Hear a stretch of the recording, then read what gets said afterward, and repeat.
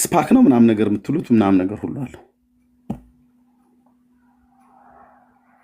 ሲ ቆንጅዬ የተለጠለጠ ኑግ የሚመስል ባለጭራ ነው። ባለጭራም ብቻ አይደለም ባለቀንድም ነው። ማን ይባላል? መጥቆራ ምንድነው? የአየር ላይ ጋኔን። አባቱ ማን ይባላል? ፈረጎ የሚባል የአየር ላይ ሰይጣን።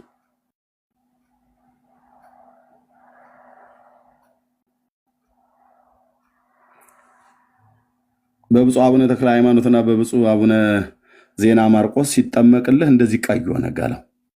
ቀንዱ ግን አልወለቀችም። ጸበሏ ቀንዱን አላወለቀችም። ጭራውም ከኋላ ይሁን አይኑር አይዶን ነው። ብዙ ኢትዮጵያውያን ሴቶች አይተውት በመልኩ ማለዋል። ጻድቁ መጥቆራን ማለት ነው። ኦፊሻሊ ይህን ስሰማ ሰማይ ምድሩን ይከዳኝ አልኩ። ለማረጋገጥ ራሴ ሰው ላኩ። የት?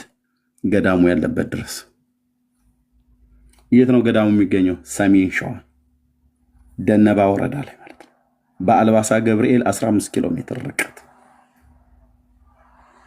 የላኩት ወንድሜ ገዳሙ ቅድስና ያለው ገዳም ነው ተብሎ ስለሚታመን በባዶ እግሩ የወረደውን መንገድ ብታዩት ቪዲዮ እየከፈተልኝ አንዳንዴ ኔትወርኩ አይሰራም ነበር። ጦርነትም ስለነበረ ወንድሜ እንትን እንዳይሉት ብዬ በባዶ እግሩ ሄዱ። የደብሩን አስተዳደር አገኘው፣ ጠየቀው። ቪዲዮ ሪከርድ አድርገናቸው ጠይቅናቸው በቀነት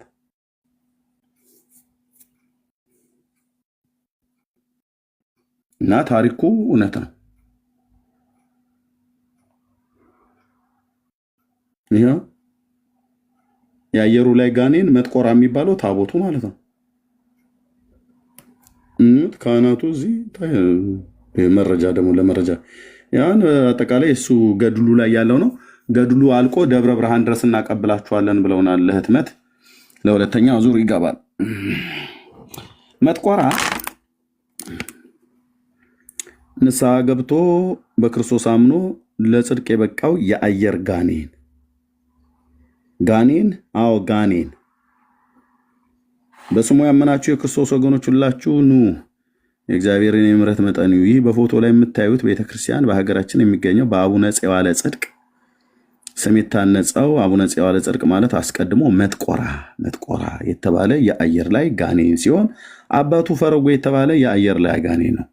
ፈረጎ አንዲት ሴት ደፍሮ ፈረጎ የሚባለውም የአየር ላይ ጋኔን ነው። አንዲትን ሴት ደፍሮ ከተገናኛት በኋላ መጥቆራ የተወለደ ሲሆን ይህም መጥቆራ አቡነ ተክለ ሃይማኖትና አቡነ ዜና ማርቆስ ወደ እግዚአብሔር ለምነው በጸሎታቸው በመስቀል ኃይል ድል ካደረጉት በኋላ ወደ ሰው አርያነት ለውጠው ከአጋንንት ወደ ሰው አርያነት እንዲለወጥ አድርገውት አመንኩሰውት ለታላቅ ቅድስና ደረጃ አብቅተውታል። እንኳን ኃጥኡን ሰው ይቅርና ጋኔንን እንኳን ሳይቀር ወደ ሰው አርያነት አስለውጠው ምሕረትን አሰጥተው አመንኩሰው ለጽድቅ የሚበቃ እንዲህ አይነት አባቶች ናቸው ያሉ። እንኳን ኃጥኡን ሰው አይደለም ጋኔኑን በጸሎታቸው ቀይረው ማለት ነው። እና ቆንጅዬ ባለጭራ የሆነ ቆንጅዬ ቀንድ ያለው መልከ መልካም ጋኔን ተጠምቆ የኢትዮጵያ ኦርቶዶክስ ክርስቲያን ምእመን ሆነ። እልል በሉ እስቲ ወገኖች፣ አንዴ በጭራውና በቀንዱ በበረከቱ ይደረሰባችሁና ገድሉ ማለት ነው። ኦኬ ገድሉ ነው። አይ ከኮምቦልቻ ቅዱስ ገብርኤል ቤተክርስቲያን አጠገብ ዝቅ ብሎ አፋፍ ላይ በሚገኘው ድንጋይ ላይ ተቀምጠው የተወለድክበት ያደግክበት የእናትህ ሀገር ይሄ ነውና ውረድ ተብለው እንዳመለከቷቸው ወይም እንደሸኟቸው ገድሉ ይናገራል። በመሆኑም አባታችን እዚህ ከተወሰነ ጊዜ በዚህ ተሰውረው ሲጸልዩ አምላካቸውን ሲያመሰግኑ ስለራሳቸውም ስለ ሀገራቸውም ኑረዋል። ከዚያ በስተኋላ ሰው መሆን ዕዳ ነውና እረፍታቸው ከደረሰ በስተኋላ ጌታ ኢየሱስ ክርስቶስ ከሰማያ ሰማያት ወርዶ ከድንግል ከእናቱ ከድንግል ማርያም ጋራ በመሆን ነቢያትን፣ ሐዋርያትን፣ እልፍ አእላፋትን መላእክትን አስከትሎ ወደ አባታችን ወርዷል። ከወረደም በስተኋላ ለአባታችን ለአቡነ ፄዋለ ጽድቅ ሰላምታ ሰጥቷቸዋል። ከሰጣቸውም በኋላ ጽዋለ ጽድቅ የተባለው ክርስትና ሲነሳ የክርስትና ስሙ ነው። ጽዋለ ጽድቅ የዓለማዊ ስሙ መጥቆራ ነው። የአየር ላይ ጋኔ ነው። መጥቆራ ነው ዓለማዊ ስሙ። ቃል ኪዳን ገብቶላቸዋል። ቃል ኪዳኑም ሲገባላቸው ይህ ቦታ በስሜ በእኔ በስሜ ደብረ ከርቤ ይሁንልህ ብሎ ቃል ኪዳን ሰጥቷቸዋል። በት ምድር ሳለ መካነ መቃብራቸው በስውር እዚሁ ይገኛል ማለት ነው። ይህም በመሆኑ እንግዲህ ይሄ ቦታ እስካሁን ድረስ ይህን ያህል ክብር እያለው ጊዜው ቀኑና ሰዓቱ ሳይገለጥ በመቅረቱ እስካሁን ስውር ሆኖ ይኖር ነበር። አቡነ ጽዋለ ጽድቅ ጋኔኑ የተጠመቀበት ወንዝ ይገኛል። መጥቆሪያ ተክለ ሃይማኖት በሚባል ዞሮ ዋናው አሁን አቡነ ጽዋለ ጽድቅ የተጠመቁት እዚህ ቦታ ላይ ነው ማለት ነው። እዚህ ቦታ ላይ ነው አቡነ ዜና ማርቆስ ያው ጋኔኑ ይሄ ጋኔን የተጠመቀበት ወንዝ እና እዛ ያሉ ካህናት የመሰከሩት ምስክርነት ልብ በልና ስማለኝ። መረጃ እዚህ ቤት አትጠራጠር ብራዘርዬ። በሐሰት ዝም ብሎ ማውራት የሚባል ነገር የለም። ስማለኝ። ሰይጣኑ አቡነ ተክለ ሃይማኖትና አቡነ ዜና ማርቆስ በነበሩበት ዘመን የተጠመቀበት ወንዝ ሲጠመቅ ከአጋንንት አርያነት ወደ ሰው አርያነት የተቀየረበት ማለት ነው። ዋናው አሁን አቡነ ጽዋለ ጽድቅ የተጠመቁት እዚህ ቦታ ላይ ነው ማለት ነው። እዚህ ቦታ ላይ ነው ከአቡነ ዜና ማርቆስ ጋር እንዳጠመቋቸው ነው የሚናገረው። እርሱንም እግረ መንገድ ላንሳ ብዬ ነው። አቡነ ዜና ማርቆስ እና አቡነ ተክለ ሃይማኖት አንድ ላይ ነው የሚለው። ዞሮ የተጠመቁበት እዚህ ቦታ ላይ ነው። እዚህ ቦታ ላይ ነው። እንግዲህ መንገዷም ያቺ አሁን ዛሬ መንገድ ሰበርባራ ሆኖ እንጂ ያቺ መንገድ ትመስላለች። የመጡባት እንግዲህ በዚህኛዋ ነው የመጡት። መዓዛቸው ደንግባታቸውንም የተለየ ሆነው መጀመሪያ ለምሳሌ ሰው እንግዲህ በስመ አብ ወወልድ ወመንፈስ ቅዱስ አሐዱ አምላክ ብሎ በተጠመቀ ጊዜ የእሳቸው ገጻቸው እንዲሁም እንደ ወርቅ የሚያበራ በዚያም ደግሞ መዓዛቸው ከሩቅ ቦታ እንደሚሸጥ በዚህ ነው የምናውቀው። አሁን አንዳንዱ እንዴት ይሄ ነገር ይቻላል ብሎ የሚጠይቅ አለ። ምንድነው መልሶት ለዚህ? እስመ አልቦ ነገር ዘይሳነው ለእግዚአብሔር ነው አይደል? እንዴት እንደዚህ ሊሆን ይችላል? እንዴት ሰምተን አናውቅም ብሎ የሚጠይቁ አሉ። ያው እንግዲህ እኛ መረጃችን አባቶቻችን ሊቃውንትና መጻሕፍት አለ። ይሄ ደግሞ መጻሕፍት የሚገኘው መጥቆሪያ ተክለ ሃይማኖት በሚባል በእሳቸው እግር ላይ ተጽፎ ይገኛል። ምናልባት አሁን የሚያስቸግረው የግዕዙን ወደ አማርኛ የመተርጎሙ ካልሆነ በስተቀር ያ ችግር። ጋኔን ስንት ክንድ? 140 ክንድ ነበር። እዛ ወደ 70 ክንድ ተቀየረ። 70 ሜትር ማለት ነው። 70 ሜትር ርዝመት ያለው ሰው ምን አይነት ሰው ነው?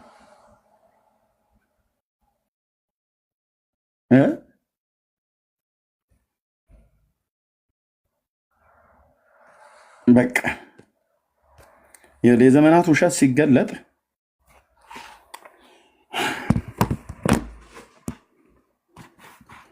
እኔ አሁን ይህን የምነግርህ ኢየሱስ አይሻልህም ወይ? ኢየሱስ አይሻላችሁም ወይ? ጌታ ምን በደለን? ለምንድን ይህንን ያህል አምርረን የጠላን? እሱ ብቻ አይበቃንም ብለን ሌሎችን ለጥፈን ደርበን ሰፍተን አሸጋሽገን ከሱ ጋር ማኖር የፈለግነው? እውነት እግዚአብሔር ለኛ ማዳን አይችልምና ነው ሌሎች እንዲያድኑ? እግዚአብሔር ለኛ አይመግበንምና ነው ሌሎች እንዲመግቡን የምንጠብቅ? እግዚአብሔር ለኛ መመኪያ መደገፊያ የዘላለም አምባ አይሆነንምና ነው በሌሎች በስጋ ለባሾች በአጋንንት ሁሉ ጭምር ሳይቀር እናምናለን ብሎ የሚል?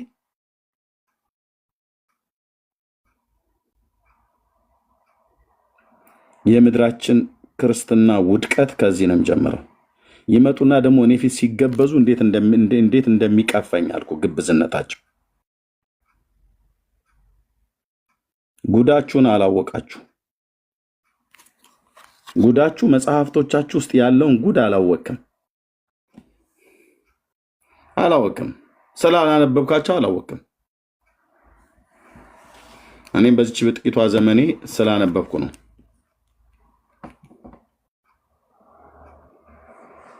ለ17 እና ለ18 ዓመት አገላብጦ ያነበበን ሰውዬ መተህ አንተ 2 ጥቅስ ይዘህ መተህ ገድሉ የቱ ጋር እንኳን ምን እንደሚል አታውቀውም እንኳን ልታነበው። ትመጣና ይኸውልህ የምልህ ኤርሚያስ ምናምን ነገር ብለህ ትለኛለህ። በመጀመሪያ እኮ መጽሐፉን እኮ ራሱ አታውቀውም። እኔ ነኝ እዚህ ማሳየህ። እኔው እዚሁ ገጽ አሳይቻችሁ እዚሁ ነግሬያችሁ እዚሁ ከፍ ብለህ አንብበው። ሙሉን አላነበብከውም እኮ ኤርሚያስ ይለኛል። ማፈሪያ ትውልድ ሙሉን ስላላነበብከው ነው። ምን ሙሉን ስላላነበብከው ነው።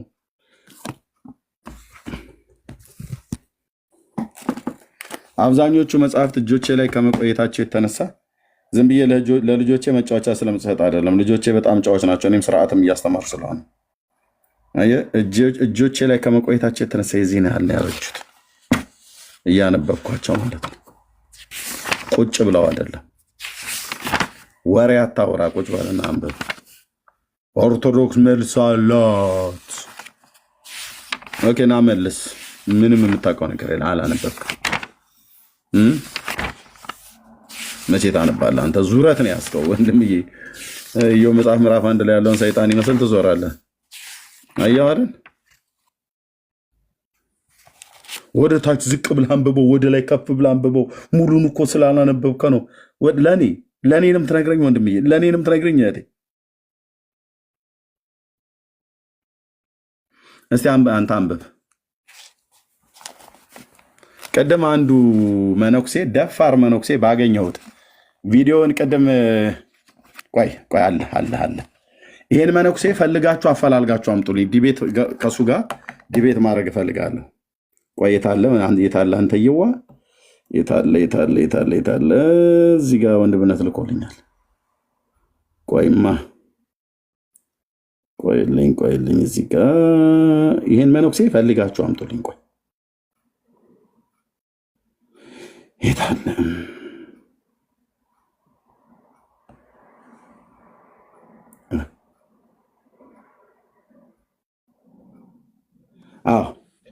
ይሄን መነኩሴ እፈልገዋለሁ። ኦኬ በቃ ልቀጥል። እንግዲያስ ቆይ ቀሲስ አንተ ትቀጥላለህ። ይሄ አክሱም ጽዮን ብሎ የሚለውን ይሄን መነኩሴ አካውንቱን ካገኛችሁ ከእሱ ጋር ዲቤት ላደርግ እፈልጋለሁ። ምን እያለ ሲናገር ሰማሁትኝ። እንደው አባታችን ያው እርሶ በነበሩበት ገብተው ግሱንም አያውቀውም ግዕዙንም አያውቀውም መዝገበ ቃላትም ሳይዝ ነበረ። በኋላ ደግሞ የሆኑ መጽሐፍቶች ደርድሮ ምንም እኮ እንደው መዝገበ ቃላት እንኳን ቢሆን ኧረ አበሻ እጅ ስጥ አንተ እጅ ስጥ። አይ መዝገበ ቃላቶች ይሁኑ አይሁኑ እንኳን በቅጡ አይታወቁም። ደግሞ እዛ ሰበሰባቸው እንጂ ያነባቸዋል ብለው ነው አባታችን አላለም። ተጽናኑ እሺ። ለቅሶ በለቅሶ ሆናችኋል። ታዲያ ይህንን የገዛሁት ለልጆቼ ዳቦ እንዲሆን ነው የገዛሁትኝ መዝገበ ቃላት። መቼም ልጆቼ አማርኛ ያነቡ ምን ላደርገው ነው የገዛሁትኝ? ይሄ መዝገበ ቃላት እኮ ነው። ዕብራይስጡን ከግሪኩ የያዘ ማለት ነው። በጌታ የሆነ ወንድማችን ዘላለም መንግስቱ ቆንጅዬ መዝገበ ቃላት ይሳያል። መዝገበ ቃላት ይሁኑ አይሁኑ እንኳን አይታወቅም አለ። ይኸው መዝገበ ቃላት አንድ። ኤርምያስ ደግሞ ክፋት ምንድን ነው? ዝም ብለህ ለምን አዘላቸውም? ለምን አተዋቸውም? አልተውም። የአለቃ ኪዳነ ወልድ ክፍሌ መጽሐፈ ሰዋስወ ወግሶ መዝገበ ቃላት አዲስ ግዕዙን ወደ አማርኛ የሚተረኩ የለም በቤታቸው እንኳን ራሱ እነሱ ፒዲኤፍ ላይ ወይ ብጫቂ ወረቀት ላይ ነው የያዙት። እኔ ሃርድ ኮፒ የወጣበትን ዋጋ ብታየው የወራስ ቤዛን ይችላል ነበር። እዛ ጋ የደረደራቸው መጽሐፍቶች ብሎ ምናምን ነገር ያለው የኢትዮጵያ መጽሐፍ ቅዱስ ማህበር መዝገበ ቃላት ቆርጬ ነው አልኩ የተነሳሁት። ደብተራ የለ እስላም ማን ራባይ የለ ማንም በአዲስ የመጽሐፍ ቅዱስ መዝገበ ቃላት በዚህ አይኤም ነው ማነው በግሎብ ስነ ጽሁፍ አገልግሎት ከኛ ከወንጌላውያን ነው የገዛሁትኝ። ራእይ ማሳተሚያ ድርጅት ነው የገዛሁትኝ አገሬ እያለሁ ደስ አይልም። እዛ ሱር የሰበሰባቸው መዝገበ ቃላቶች እንኳን ይሁኑ አይሁኑ አይታወቅም። የአማርኛ መዝገበ ቃላት የኢትዮጵያ ቋንቋዎችና ባህልና አካዳሚ ማን አዲስ አበባ ዩኒቨርሲቲ። ምን እያደረክ ነው አንተ ሰውዬ? ቻለው። ታዲያ የገዛሁት ለልጆቼ የጠዋትና የማታ ቁርስ ነው እንዴ? ሊነበብ ነው እና እንደ ክረምት በቆሎ አገላብጣለሁ ማለት ነው። አስገብቼ ቃላት ላይ ጨዋታለሁ ብለህ ትል ከየትኛው መዝገበ ቃላት ላይ ነው ያመጣው ብዬ ማለት ነው። ተስፋን ማስቆርጥ ታያል። ክምር አመች አለቀና ይለጥቁ የኔታ ይለጥቁ። የአለቃ ደስታ ተክለወልድ የአማርኛ መዝገበ ቃላት እግዚኦ ትልቁ በጃንሆይ ዘመን ሞአንበሳ ዘእምነ ነገደ ይሁዳ ንጉሠ ነገሥቱ ቀዳማዊ ኃይለ ሥላሴ የአለቃ ኪዳነ ወልድ እዚህም አሉ። መዝገበ ቃላት ምድሪቱ ላይ ያለው መቼ ተረፈ ብለህ አንተ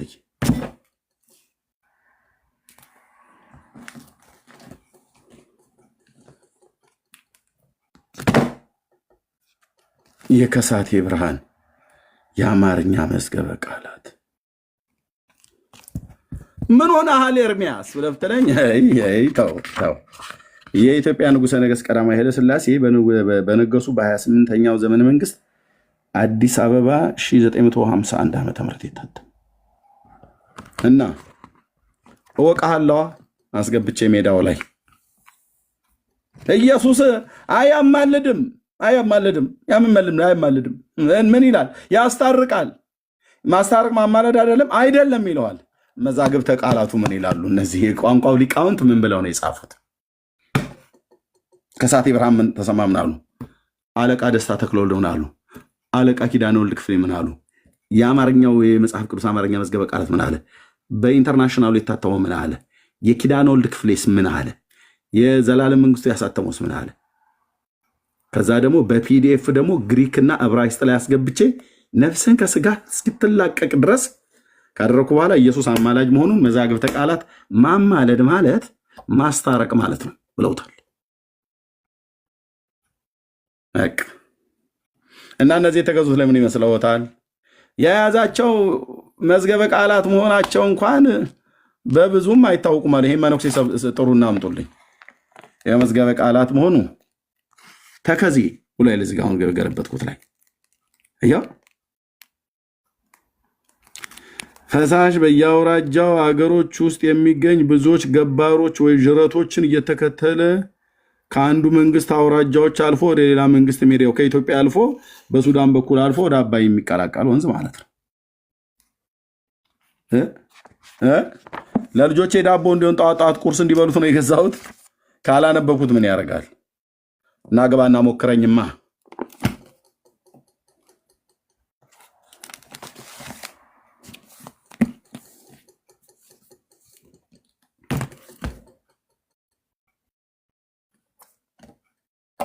መዝገበ ቃላት ብቻ የእንግሊዘኛውንም ደግሞ እዚህ አለ። የኦክስፎርድ ዩኒቨርሲቲ 2 የገዛሁት አለ እንግሊዘኛው።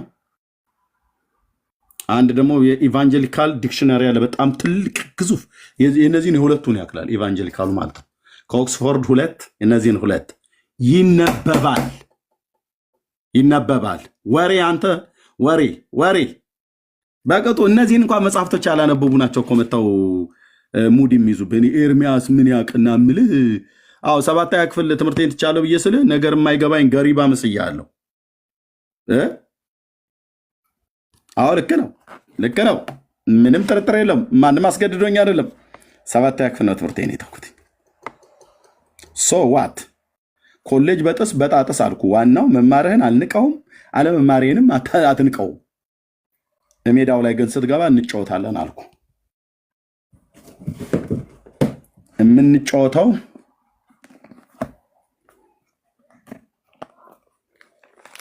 በዚህ ነው የማጫወተው ማለት ነው።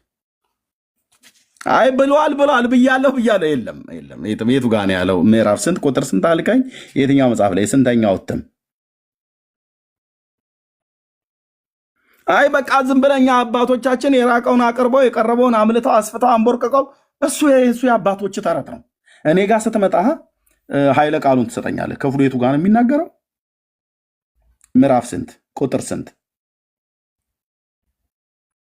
ብዙዎቹ ሲያላግጡ ነበር እነዚህ የታክሲ ተራ ልጆች ያሉት ማለት ነው። ኤርሚያስ መጽሐፍ ቅዱስ የት ያቅና አሉ። ከእስራኤላውያን ጋር ብሉይ ኪዳን ሳስተምር እዚህ ፈዞ እኮ ነው ቁጭ ብሎ የሚጽፈው።